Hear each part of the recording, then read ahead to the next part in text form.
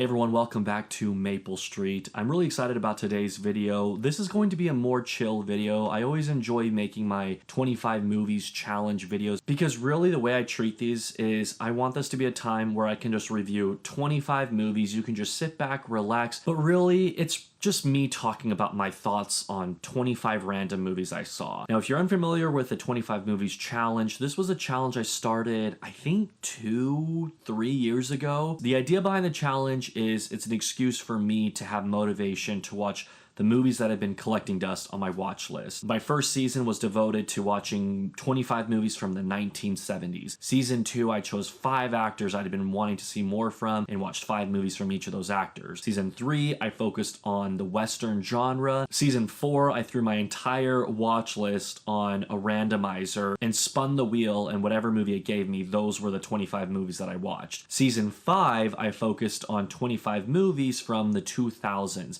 specifically from 2000 to 2009. This is a decade that I neglect far too often because I naturally gravitate to movies made prior to the 1960s. And so it was a perfect candidate for a season of the 25 movies challenge because far too many movies have collected dust from this decade. It's funny because in my season 4 video, I was watching it back just to remind myself how I do one of these videos because it's been a few months. In the video, I mentioned how I'm so excited for 2000s. I'm finally gonna watch Zodiac. I still haven't seen Zodiac. Maybe next time I do a 2000s challenge or a crime detective thriller challenge. We'll see. Someday I'll check it out.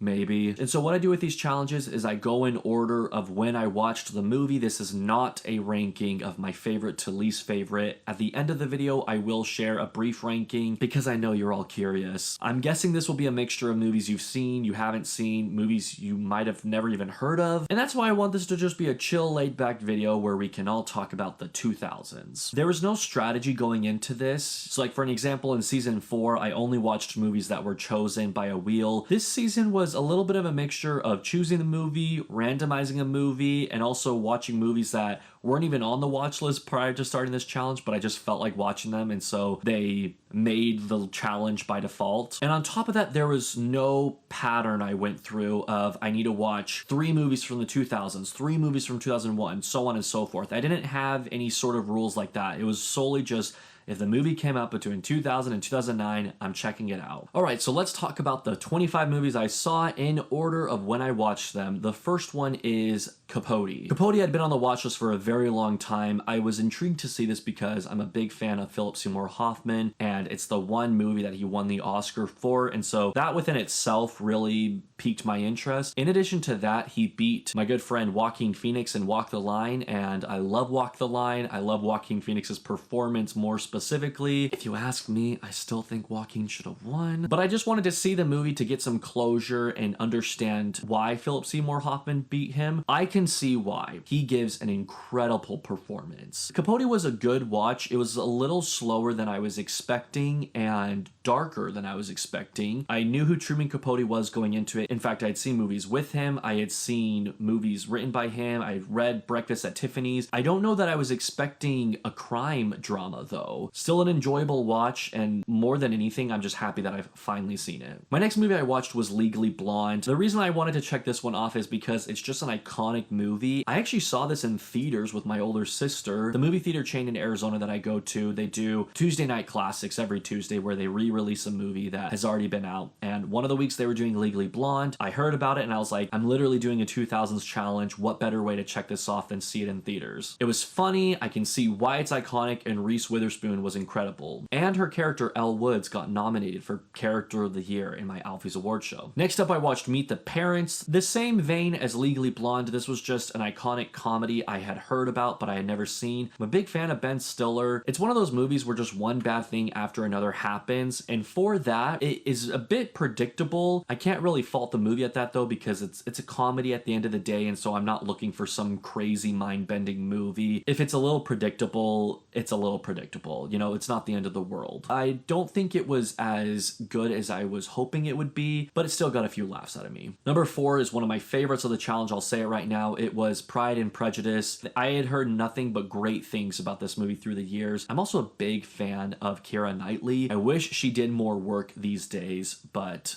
alas, she has a great filmography from the 2000s. Did I really just say alas? And she was incredible in this movie. She was nominated for an Oscar for her performance, and I can see why. It was just so easy to fall in love with her and be really engaged with the movie. And I can see why so many people consider this to be one of their all-time favorites. And in some cases, I've met a few people that this is their favorite movie of all time. Speaking of that, another movie that meets that criteria and is also a romance, The Notebook.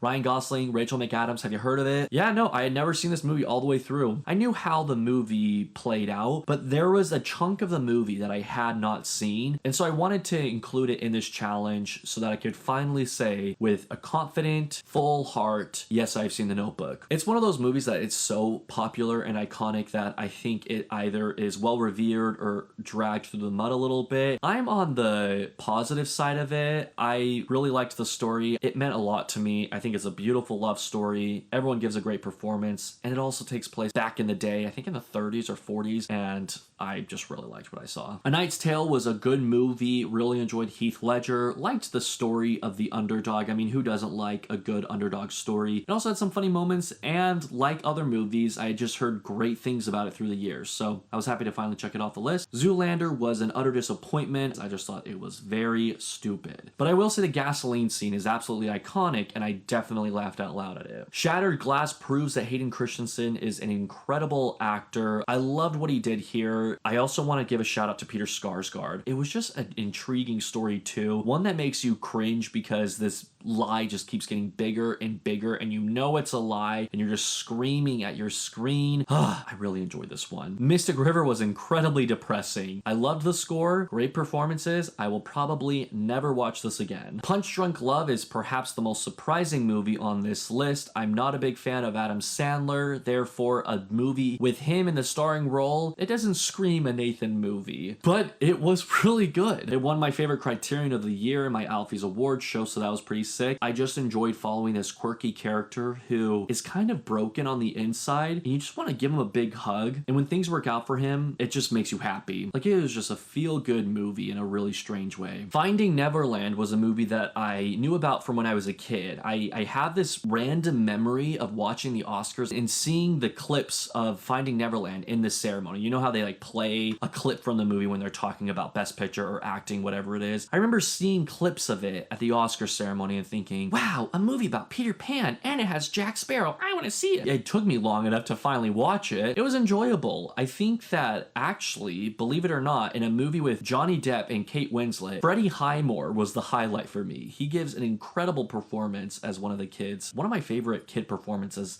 really ever. I thought he did great work here. Anchorman was kind of like Zoolander, where I was just kind of like, what? I did laugh quite a few times. There are just some really stupid, funny scenes in this movie, and for that, I give it credit. But then everything else is just really stupid and not funny. I don't know how else to say it. An Education was a movie that had been on my watch list. It was a recommendation from my friend Jackson, and this is one of those movies that I can't really nitpick anything wrong about it. It was just a movie that happened. I watched it. I enjoyed it. I probably won't ever watch it again, but I don't have anything bad to say about it. Next movie was Donnie Darko. This had been on the watch list for obvious reasons. I feel like it's kind of the poster child for cult classics, and I enjoyed it enough. When the movie ended, I meant to watch some YouTube videos about what this movie means. I never got around to that, and frankly, by now, I don't really care, and so I'll let you take that for what it's worth. The Host was a movie that had been on my watch list because I'm a big fan of Bong Joon-ho.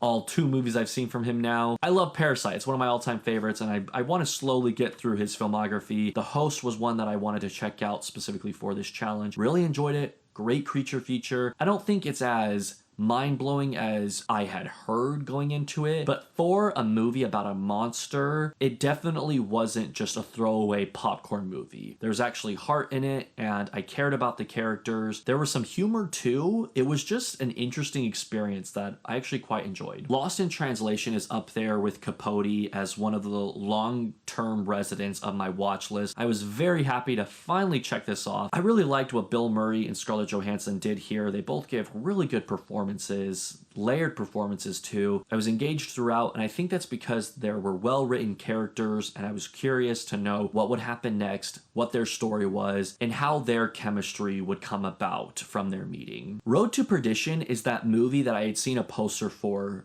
so many years, and I didn't know too much about it. And so I watched this movie out of finally acknowledging that curiosity from the poster, but also seeing as how I'm getting more into Paul Newman, I was like, hey, another Paul Newman movie, and I like Tom Hanks, let's check it out. And it was a great movie. It's darker than I was expecting. The score is really good from Thomas Newman. Love what he did here. Love the time that this takes place. Funny enough, my favorite performances were from the supporting actors. Jude Law and Paul Newman were both great here. Especially Jude Law really creeped me out.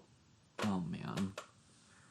Nuts. Sorry about that, my light went out. Road to Perdition, good movie. Next movie I watched was Love Actually. This fits into the category of a very iconic movie that I had heard about through the years, plus it's a Christmas movie, my favorite holiday, so I went into it with pretty high expectations. What I got out of it was pretty disappointing. I just felt underwhelmed, and yeah, I'm not quite seeing the hype around this one. To me, it felt like there were a lot of stories and things. It just felt like too much was going on, and I didn't really care about the characters, not too many likable characters per se. Wasn't a big fan of it. The next one was Spellbound. Now, this movie was one of those ones that I hadn't even heard of it going into this challenge, but after a friend recommended it to me, I decided to check it out. Plus, I'm trying to watch more documentaries in 2024, and I absolutely loved this documentary. This is a very rewatchable movie, an easy movie to get engaged in. Basically, you're following these 8 kids who go to the National Spelling Bee, I think in 1998, 1999, and you know one of the 8 kids are going to win it all. You don't know which one though. It's a bit of a nail biter in the sense of you get to know these kids, you really like them, you start rooting for them, and you're sad when they get out. It was just a very engaging and entertaining watch, and I'm very excited to rewatch it soon. Fireworks Wednesday is probably one of those movies that you haven't heard of. This is an underrated movie, in my mind at least, directed by Asghar Farhadi. I discovered Asghar Farhadi when I watched A Separation, and from there I've just seen more and more of his movies. Big fan of the director, and I don't watch his movies enough, and so was really happy that I was able to check off one of his movies for this challenge. Fireworks Wednesday is very similar to other movies he has made. He has this way of making simple plots, but a lot to unfold. Like, there's nothing crazy about what this movie is about or anything, but when you're watching it, you can't help but just